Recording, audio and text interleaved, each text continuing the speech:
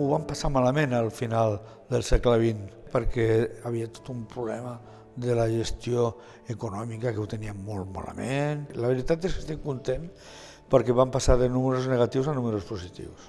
Bé, per la meva part, jo tinc que dir que vaig haver de compaginar la meva presidència amb la delegació territorial de Girona. Sembla un inconvenient, però no, era un avantatge. Per què? Perquè podies aplicar a la resta de Catalunya les experiències positives que havíem fet nosaltres allà a Girona, no? Bé, jo et vaig seguir. No, després em vas seguir. Quan em va arribar a mi, l'economia estava molt sanejada ja. No vam tenir problemes. Jo vaig tindre molts. Ja ho sé. Jo vaig reduir algunes despeses que tenien fixes, se van reduir i amb això i amb els contactes de subvencions, de cursos de la Federació de Municipis, això va ser molt important. Jo recordo en la teva època que estaves molt en contacte amb aquestes institucions i era una gran font d'ingressos. Era una font important i d'activitat. I us recordo que en aquella època no teníem xarxes socials, per tant no teníem ni whatsapps, ni facebooks, ni reunions en línia. A part d'això, doncs, també, una de les diferències que hi ha, que també l'hem comentat, és que en la nostra època hi havia molts més socis que no pas ara. Estic absolutament d'acord amb tu.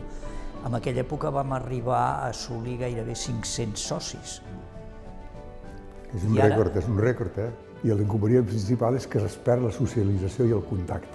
I també agradava molt el contacte directe. Em vaig donar compte que s'estava entrant en una dinàmica de les TICs i tot això, però això agradava molt. I jo crec que això es tindria que tornar a recuperar. Tornar a potenciar. Tornar a recuperar, sí, perquè va anar molt bé. Aprofitar-se, evidentment, de totes les xarxes socials, de la digitalització, però no oblidar en cap cas el contacte directe, perquè és la manera de dinamitzar un col·lectiu, sobretot com el nostre, un col·lectiu tècnic. I procurar que les empreses portin a la seva gent. A part d'això, una de les coses que sempre he pensat és introduir l'associació en les escoles de formació professional, des del principi.